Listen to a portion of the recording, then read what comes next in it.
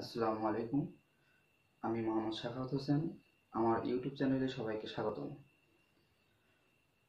আশা করি সবাই ঘরে আছেন, সুস্থ আছেন, নিরাপদে আছেন। আমরা সবাই জানি যে বাংলাদেশ সহ পুরো বিশ্ব এক অদৃশ্য শক্তি করোনা মহামারীতে আক্রান্ত। তো এই মহামারীতে আমাদের পুরো বিশ্ব যেমন লকডাউন হয়ে গেছে, ঠিক তেমনই আমাদের জীবন জীবিকা, আমাদের জীবনযাত্রা সবকিছুই এক ধরনের লকডাউন হয়ে গেছে। আমরা সবাই ঘরবন্দি হয়ে গেছি। তো আমরা সবাই জানি যে আমাদের স্কুল কলেজ সব কিছুই বন্ধ। তো একরকম আমাদের পড়াশোনা সব কিছুই থমকে আছে। সো সব দিক বিবেচনা করে আমি এই চ্যানেলটা খুললাম, কারণ হলো স্পেশালি 9-10-এর জন্য। তো আমি পিএসসি যাদের পরীক্ষা আছে, জেএসসি যাদের পরীক্ষা আছে, সব ক্লাসেরই ক্লাস নেওয়ার চেষ্টা করব। স্পেশালি 9-10-এর ফিজিক্স, কেমিস্ট্রি, ম্যাথ, বায়োলজি, এই কয়টা অধ্যায়, মানে এই কয়টা সাবজেক্টের সব অধ্যায়ই পর্যায়ক্রমে ধাপে ধাপে রুটিন ওয়াইজ আমি লেকচার তৈরি করে আপলোড করার উদ্যোগ নিয়েছি। সেই উদ্যোগের সাপেক্ষেই এই ইউটিউব চ্যানেলটা খোলা। তো আজকে আমি ফিজিক্সের কাজ, ক্ষমতা ও শক্তি এই অধ্যায়টা নিয়ে আসছি। এই কাজ, ক্ষমতা ও শক্তি এটাকে আমি কয়েকটা পর্বে ভাগ করব। আজকের টপিক হলো কাজ আর ক্ষমতা। তো আজকে আমরা এই দুইটা টপিক নিয়ে পড়াশোনা করব। এর নেক্সট ভিডিওতে, এর পরের ভিডিওতে আমরা এর পরের যে স্টেপগুলো সেগুলো পর্যায়ক্রমে আলোচনা করব। তো আজকের ভিডিওতে আমরা কাজ এবং ক্ষমতা নিয়ে আলোচনা করব। তো শুরু করা যাক। প্রথমে আসি, কাজ কি। প্রথমে হলো কাজ।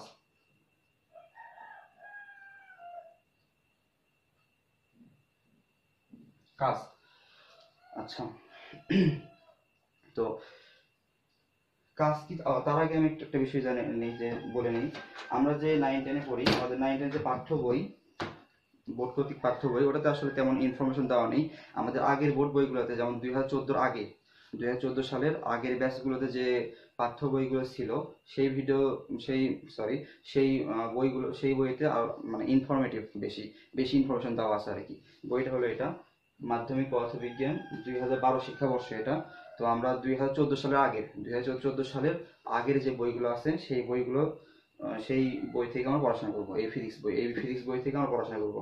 এখান থেকে পড়ানোর চেষ্টা করবো, কারণ এখানে হচ্ছে সবকিছু ডিটেলসে দেওয়া আছে, সকল ইনফরমেশন, সবকিছু সূত্র, মানে সবকিছু ডিটেলসে দেওয়া আছে। তো সো এই বইটা খুবই ভালো। সো এই বই আমরা ফলো করবো।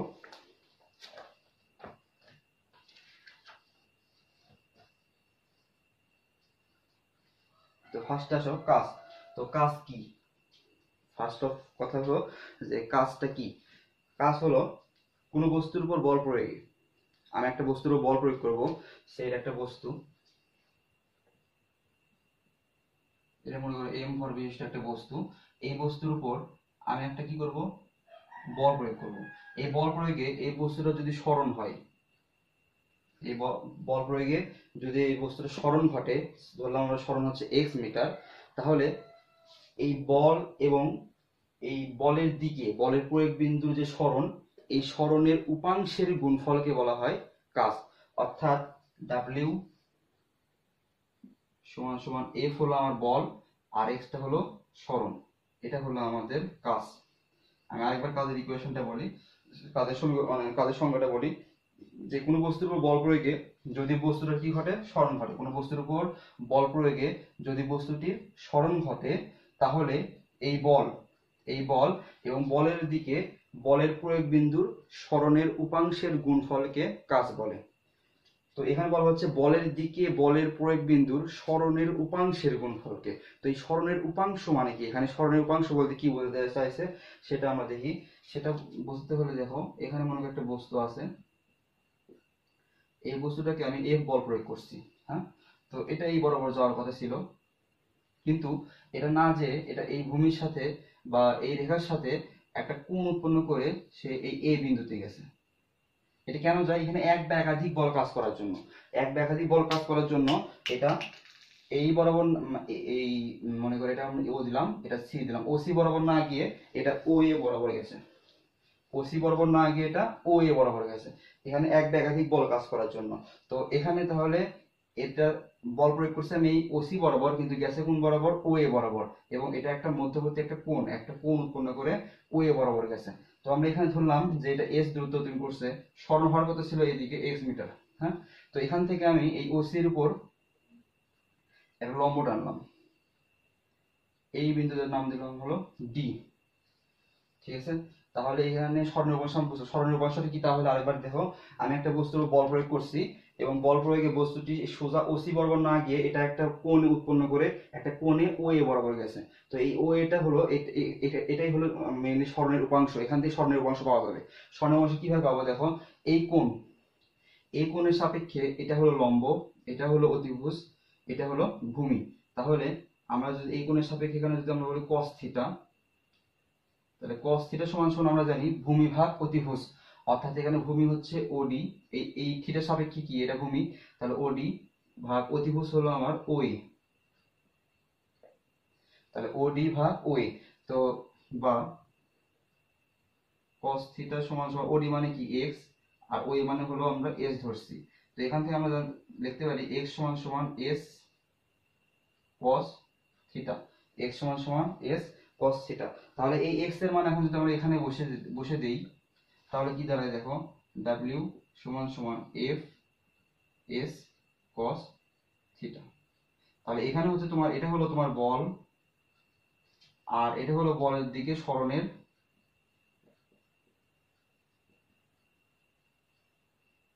উপাংশ। তো এটাই বলা হয়েছে সংজ্ঞাতে, যে আমরা যদি কোনো বস্তুর উপর বল প্রয়োগ করি, তাহলে যদি বস্তুর সরণ ঘটে, তাহলে ওই বল এবং বলের প্রয়োগ বিন্দুর সরণের উপাংশের গুণফলকে বলা হয় কাজ। অর্থাৎ বল এবং বলের দিকে বলের প্রয়োগ বিন্দুর সরণের উপাংশের গুণফলকে বলা হয় কাজ। ঠিক আছে, তাহলে কাজের দুইটা ইকুয়েশন পেলাম, একটা হলো W সমান Fx, আর একটা হলো W সমান Fs cos থিটা। একটা হলো W সমান Fx, আর একটা হলো W সমান Fs cos থিটা। ঠিক আছে, আচ্ছা, তাহলে এখান থেকে আমরা কি শিখলাম, আমি আবার রিপিট করব। এখানে প্রথমত হলো আমরা শিখলাম যে কাজ হলো যে আমরা যদি কোনো বস্তুর উপর বল প্রয়োগ করি, তাহলে ওই বস্তুটা যদি বস্তুটি সরণ ঘটে, তাহলে বল এবং বলের দিকে বলের প্রয়োগ বিন্দুর সরণের উপাংশের গুণফলকে বলা হয় কাজ। কাজকে W দ্বারা প্রকাশ করা হয়। ঠিক আছে, আর একটা কথা, আমার ভিডিও যখন তোমরা দেখবা, তখন আমি যা যা লিখতেছি এইভাবে তোমরা খাতায় তুলে নিবা। তো খাতায় তুলে নিলে হবে কি, তোমাদের পড়তে সুবিধা হবে। আর যদি তোমরা তুলে না নিয়ে শুধুমাত্র দেখো, তাহলে দেখবে যে অতটা গুরুত্ব হবে না। অনলাইনে শুধু পড়াশোনা করলেই হবে না, অনলাইনে পড়াশোনা এখন তুমি তো ফাঁকিও দিতে পারো, কারণ তোমার সামনে তো তোমার টিচার নাই, বা আমি তো তোমার সামনে নাই। সো এখন তুমি দেখা যাচ্ছে এমনি দেখতেছো, এখন এরকম পড়াশোনা করতে হবে, সবকিছু অনলাইন ভিত্তিক। কারণ স্কুল কলেজ কবে খুলবে তার তো কোনো ঠিক নেই, আমাদের পড়াশোনা তো একরকম বন্ধ হয়ে গেছে। সো এখন আমাদের অনলাইনেই পড়াশোনাটা চালিয়ে যেতে হবে। আর এই সময় এখন সব স্কুল কলেজ বন্ধ দেখে তুমি এখন যদি ফাঁকি দাও, তাহলে ফাঁকিতে তুমিই পড়বা। সো যেহেতু অনলাইনে পড়াশোনা হচ্ছে, অন্যান্য স্যারেরাও নিচ্ছে, সো আমরা সকল স্যারের অনলাইনে যে ক্লাসগুলো হচ্ছে সেই ক্লাসগুলো মনোযোগের সহিত করার চেষ্টা করব। ঠিক আছে, এতে আমাদেরই উপকার হবে। আমরা অবশ্যই টাইম ওয়েস্ট করব না, কারণ টাইম ওয়েস্ট করলে সেই টাইম, আমরা যে টাইম ওয়েস্ট করলাম সেটার খেসারত বা সেটার যে ক্ষতি, সেটা কিন্তু আমাদেরই হবে, তাই না? সো আমরা টাইম ওয়েস্ট করব না। তো এখানকার এই টপিকটুকু, যে অংশটুকু আমি বুঝালাম, এই অংশটুকু তোমরা আবার খাতায় তুলে নিবা। ঠিক আছে, এখন এরপরে দেখো, আমরা তাহলে কাজের দুইটাই কোশ্চেন পেলাম, একটা হলো W সমান Fx, আর W সমান Fs cos থিটা। এই অংশটুকু তুলে নাও। এবার আসো কাজের একক।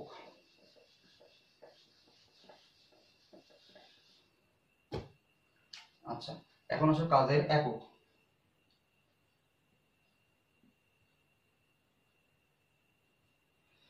এই কাজের একক তুমি এখন দেখো, আমরা ইকুয়েশন থেকে এককটা বের করব।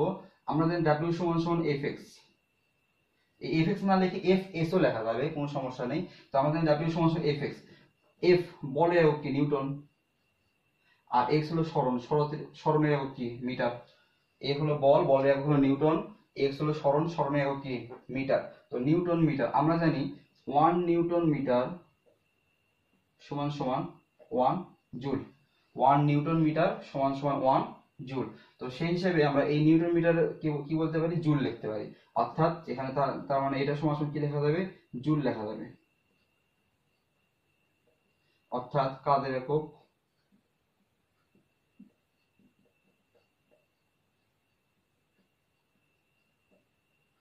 জুল, কাজের একক জুল। এরপর আসো কাজের মাত্রা। মাত্রা তো আমরা ওখান থেকে নিয়ে আসতে পারবো যে ডাব্লিউ সমান আমরা জানি কি এফ এক্স। তো মাত্রা সমীকরণ নির্ণয় করার জন্য আমাদের এখানে বল আছে, বলের মাত্রাটা জানতে হবে। বলের মাত্রাটা আমাদের মুখস্থ রাখতে হবে। বলের মাত্রাটা কি, M L T inverse two. এটা আমরা গতি চ্যাপ্টারে পড়ছি, গতি চ্যাপ্টারে বলের মাত্রা বল নেওয়া পড়ছি, তো এটা মনে রাখা উচিত বা আমরা জানি এটা। এবং স্মরণের মাত্রা এল, এটাও আমরা জানি। তো M L T inverse two into L, L L গুণ করে M L square, M L square T inverse two. এই তাহলে এটা হলো আমাদের কাজের মাত্রা। কাজের মাত্রা হলো M L square T inverse two, M L square T inverse two, আর কাজের একক হলো জুল।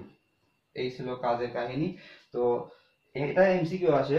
তো কাজ নিয়ে আমাদের অঙ্ক করতে হবে। অঙ্ক করার ক্ষেত্রে দুটো ইকুয়েশন, একটা হলো ডাব্লিউ সমান সমান এফ এক্স, আর একটা হলো ডাব্লিউ সমান সমান এফ এস কস থিটা, এই দুইটা ইকুয়েশন কাজের। তো আমরা যখন এরপরে থিওরি পড়ানোর শেষে আমরা সৃজনশীল প্র্যাকটিস করব, তার আগে আজকে কিছু এই এই ডাইরেক্ট সূত্র দিয়ে কিছু অঙ্ক করব, কিন্তু পরবর্তীতে আমরা সৃজনশীল প্র্যাকটিস করব। তো এটা তুলে নাও। এরপরে আমরা আসি একটু অঙ্কতে যাই, এই কাজ রিলেটেড অঙ্ক।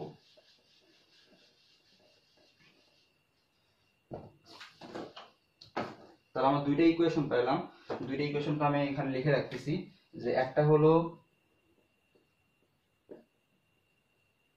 W সমান সমান fx, আর একটা হলো W সমান সমান f s cos থিটা। একটা হলো W সমান সমান fx, আর একটা হলো W সমান সমান fs cos থিটা। এই দুইটা ইকুয়েশন আমরা পাইছি, ঠিক আছে। আচ্ছা, এবার এই কাজ রিলেটেড একটু অঙ্ক করি। তো এরকম একটা অঙ্ক করলাম, যে মনে করিস যে একটা অঙ্ক দিলাম, সে মনে করো 60 কেজি ভরের এক ব্যক্তি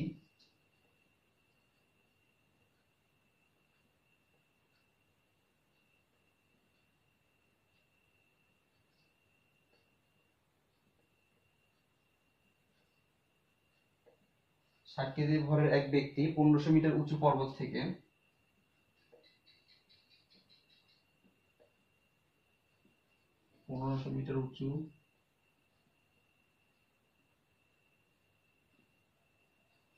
থেকে আরোহণ করলে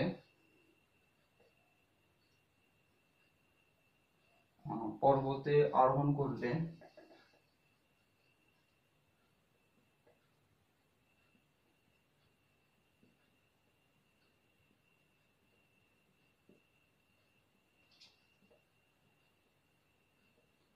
কাজের পরিমাণ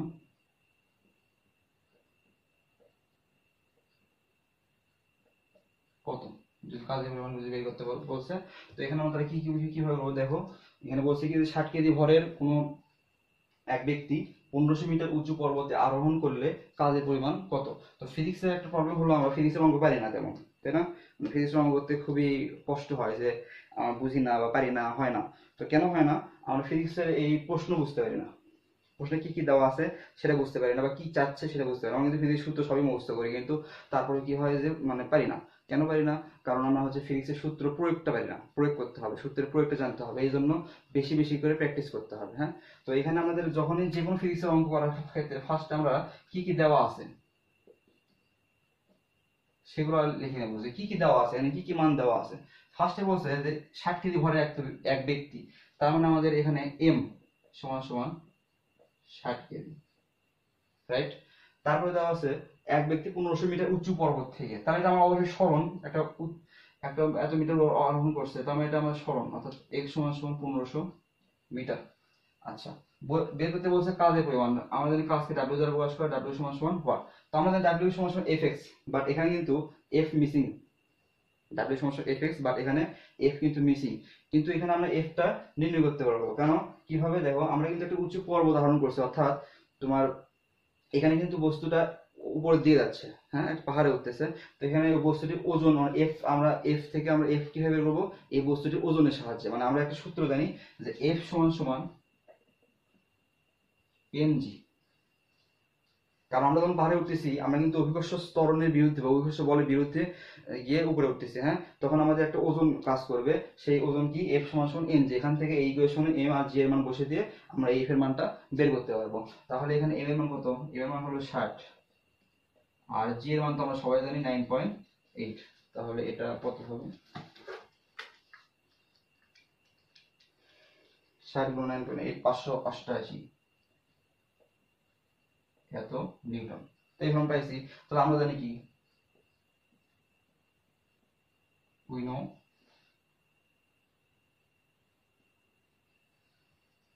W সমান সমান Fx, W সমান সমান Fx। তাহলে F কত, 588 গুণন x হলো তোমার 1500। তাহলে 588 গুণন 1500, 8.82 into 10⁵ কাজের একক হলো জুল। এই, ঠিক আছে। এবার সিম্পল অঙ্ক, এগুলো অঙ্ক আসে না। আমরা যেগুলো আসে অঙ্ক আসে সেগুলো হচ্ছে সৃজনশীল টাইপের আসে।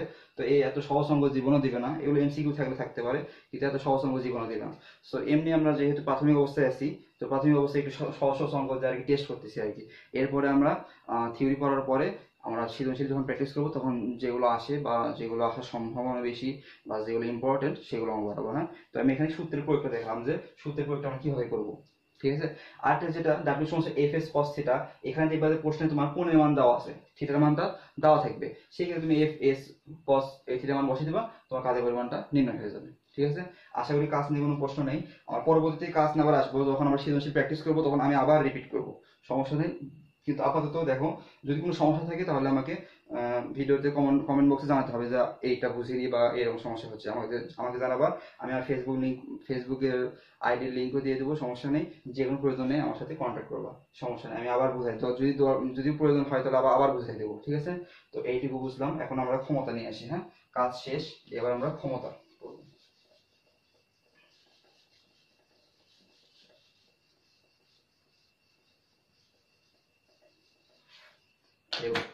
আচ্ছা, কাজের আরেকটা কাহিনী আছে, দুইটা ছোট্ট কাহিনী আছে কাজের, সেটা মিসিং হয়ে গেছিল। একটা হলো ধনাত্মক কাজ, আরেকটা হলো ঋণাত্মক কাজ। ধনাত্মক কাজ, আরেকটা হলো ঋণাত্মক কাজ। ধনাত্মক কাজ আর হলো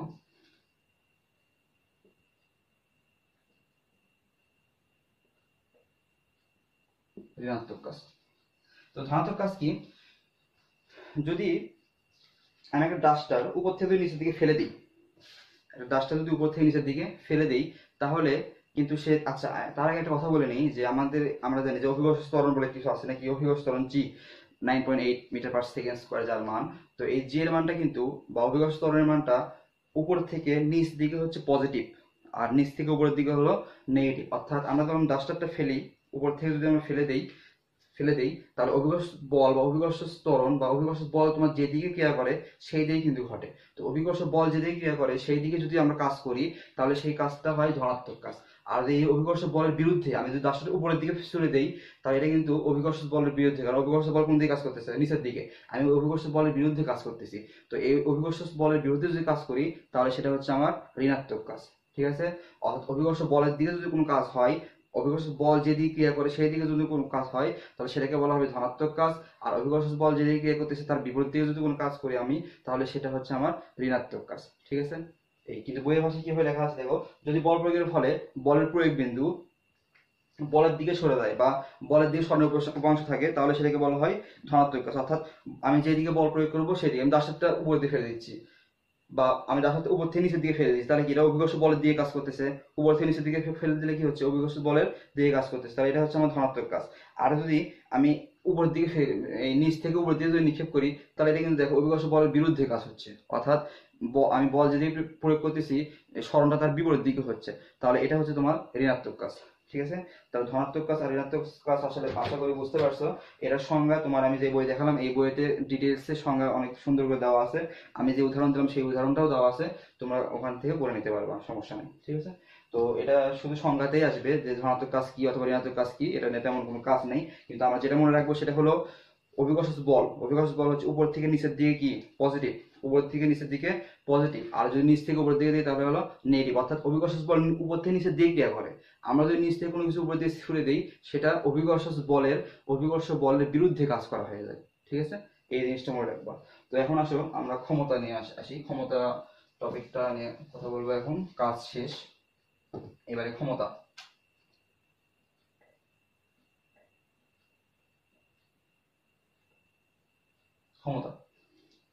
ক্ষমতার ইকুয়েশনটা আমি আগে লিখি। দেখো ইকুয়েশন থেকে আমরা সংজ্ঞাটা মুখস্থ করবো। ক্ষমতাকে পি দ্বারা প্রকাশ করা হয়, পাওয়ার পি সমান সমান ডাব্লিউ ভাগ টি। পি সমান সমান ডাব্লিউ ভাগ টি।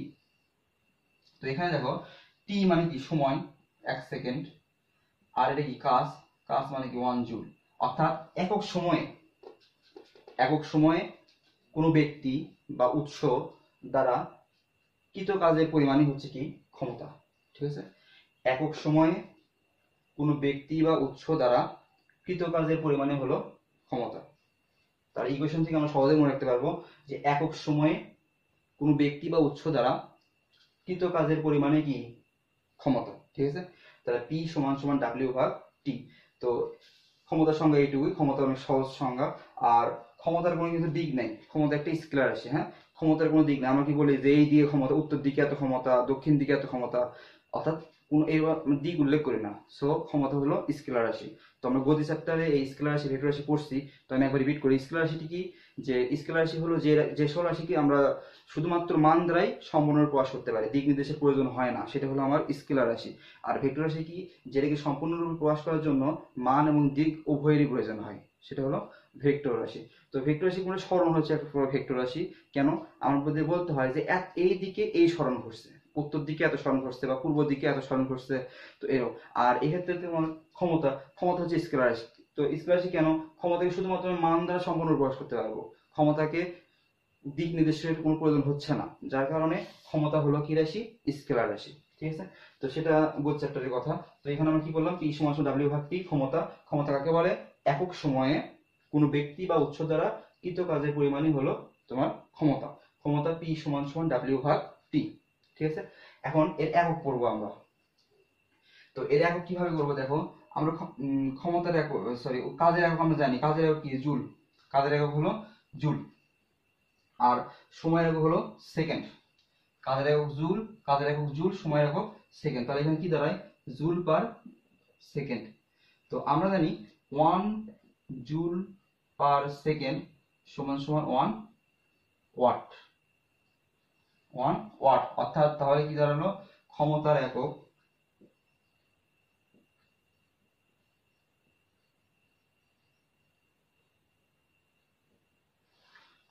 হলো ওয়াট।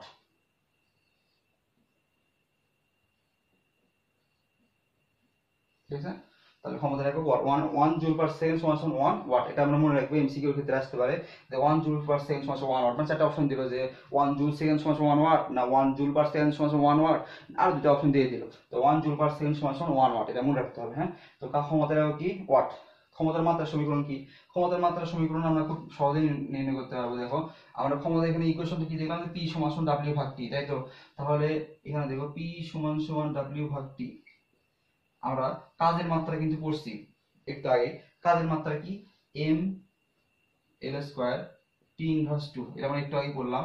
আর টি এর সময়ের মাত্রা হলো টি, বড় হাতের টি। তো এই টিটা যদি উপরে যায় তাহলে টি ইনভার্স আগে যাবে। তো সেই ক্ষেত্রে M L square T inverse 3, অর্থাৎ M L square T inverse 3, এটা হলো আমার কাজের মাত্রা, সরি ক্ষমতার মাত্রা। এটা হলো আমার ক্ষমতার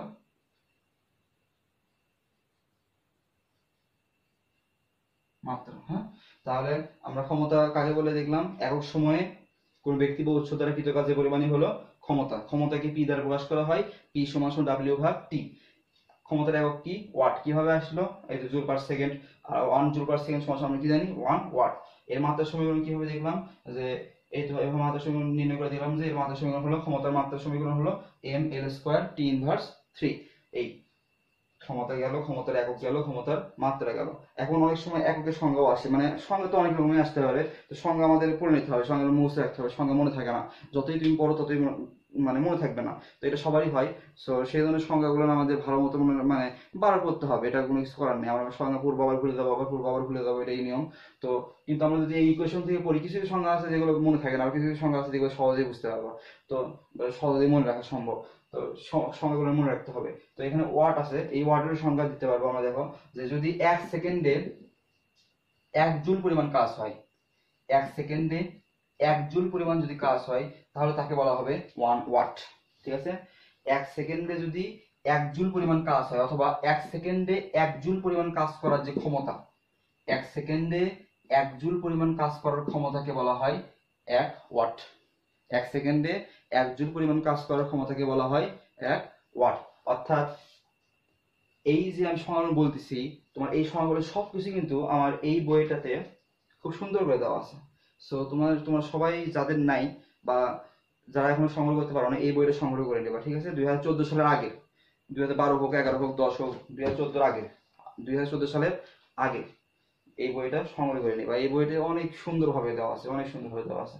ঠিক আছে, আর যাদের আছে তাদের তো ভালো, তারা তো ভালোই, তারা আমার সাথে পেজটা মিলিয়ে নিতে পারো। যাদের আছে তারা এই কাজ ক্ষমতা শক্তি চ্যাপ্টার বের করে আমার ভিডিও দেখার সময় তোমরা এই চ্যাপ্টার আমি যেভাবে পড়াচ্ছি তখন পৃষ্ঠাগুলো বের করবা, বের করে পড়বা, দেখবা যে আমার কথার সাথে সাথে তুমি তাল মিলে যদি বইটা দেখে নাও, তাহলে দেখবা যে তোমার পড়াটা আরো বেশি ভালো হবে। ঠিক আছে, আর সাথে সাথে তুলে নিবাই, যেগুলো লিখে দিয়েছি সেগুলো অবশ্যই তুলে নিবা। তাহলে এই গেল ক্ষমতা। এখন ক্ষমতার ক্ষেত্রে আবার মনে করো কিছু কিছু জিনিস আছে, যদি মনে করো এই ক্ষমতা তো আমি ওয়াট, কিন্তু ক্ষমতায় ওয়াট না দিয়ে যদি কিলো ওয়াট দেয় অথবা মেগাওয়াট দেয়, তাহলে সেটা কিন্তু আমাদের অঙ্ক করার ক্ষেত্রে সব এসআই একভাবে নিয়ে আসতে হবে। অর্থাৎ কিলোওয়াটকে ওয়াটে আনতে হবে, আবার তোমার মেগাওয়াটকেও ওয়াটে আনতে হবে। তো সেটা কিভাবে আনবো? দেখো, যদি কিলোওয়াট থাকে, মনে করো যদি কিলোওয়াট দেওয়া আছে, মনে করো কিলোওয়াট, তাহলে 1 কিলোওয়াট যদি দেওয়া থাকে, তাহলে 10⁻³ দ্বারা গুণ করে তাকে ওয়াট করব। কিলোওয়াট দেওয়া থাকলে 10⁻³ দ্বারা গুণ করে তাকে ওয়াট করব। যদি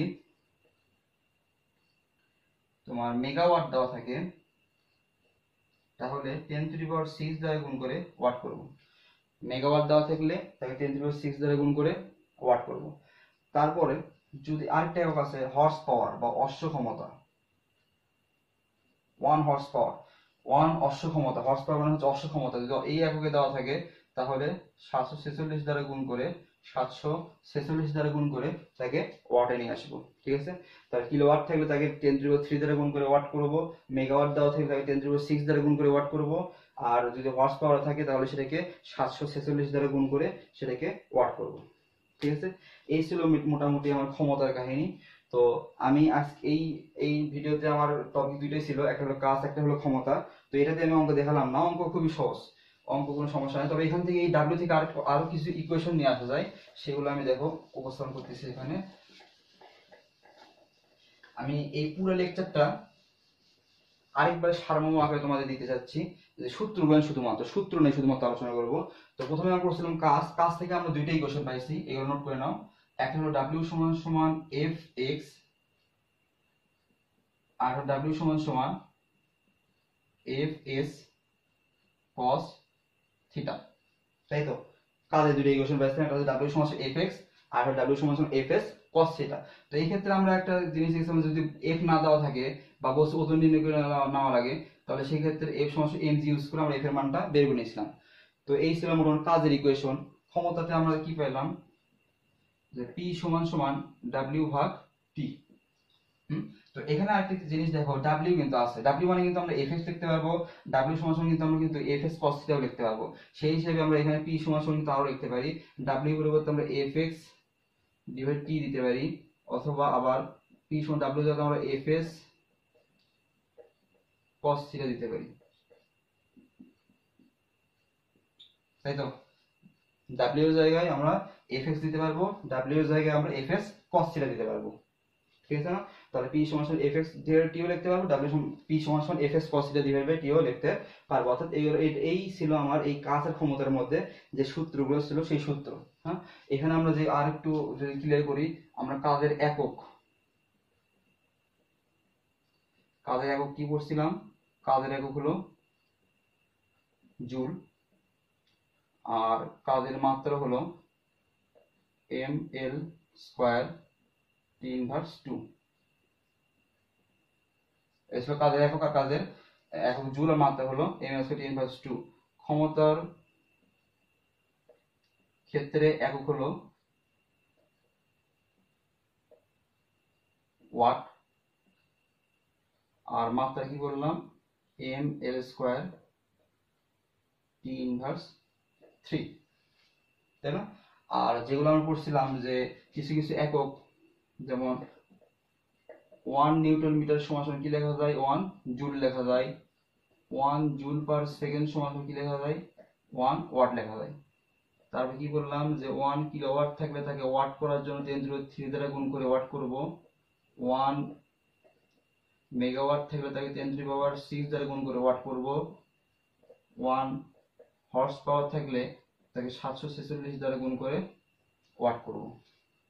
তাই তো, এই ছিল মোটামুটি আজকে যে লেকচার, এই লেকচারের সারমর্ম। তো এটা যদি তুলে নাও তাও কিন্তু কাজে লাগবে। যা যা পড়াইছি তার সারমর্ম হলো এইখানে দেওয়া আছে। হ্যাঁ, এই সূত্র দিয়ে আমরা পরবর্তীতে যখন সৃজনশীল প্র্যাকটিস করব তখন আমরা এই সূত্রগুলো ইউজ করে আমরা এই সূত্রগুলো ইউজ করে পরবর্তীতে আরো অঙ্ক করব। হ্যাঁ, তো এই সূত্রগুলো এইভাবে নোট করে নাও। আশা করি ভিডিওটা দেখে তোমরা এই কাজের ক্ষমতা যা পড়াইলাম এইটুকু অন্তত পক্ষে বুঝতে পারছো। যদি না বুঝে থাকো বা যদি কোনো সমস্যা হয়ে থাকে তাহলে অবশ্যই আমাকে জানাবা। আর এটা আমার প্রথম ক্লাস, মানে আমি বাসায় গিয়ে পড়াই বা টিউশনি করাই, প্রাইভেট পড়াই, বেসে পড়াই। তো এখানে আমি অনলাইনে ফার্স্ট ক্লাস নিলাম। তো আমার হয়তো বা কোনো যদি ভুল ত্রুটি হয়ে থাকে, আমার ক্লাসের মধ্যে অনেক যদি কোনো ভুল ত্রুটি হয়ে থাকে, তাহলে তোমরা সবাই ক্ষমার দৃষ্টিতে দেখবা এবং আমাকে সহায়তা করবা। অবশ্যই যেগুলো লিখে দিলাম ভালো মতো সেগুলো তুলে নিবা। যদি কোনো প্রবলেম হয়ে থাকে তাহলে কমেন্ট বক্সে জানাবা। আমি কমেন্ট বক্সে আমার ফেসবুক লিঙ্ক দিয়ে দেবো, হোয়াটসঅ্যাপ অ্যাকাউন্ট নাম্বারও দিয়ে দেবো। দরকার হলে তোমরা আমার সাথে কানেক্টেড থাকবা এবং যে কোনো প্রয়োজনে যে কোনো সমস্যা হলে আমাকে বলবা, তাহলে আমি আবার সেই জিনিসটা আবার দরকার হলে আবার ভিডিওতে আবার রিপিট করে আবার বুঝাই দেবো। ঠিক আছে?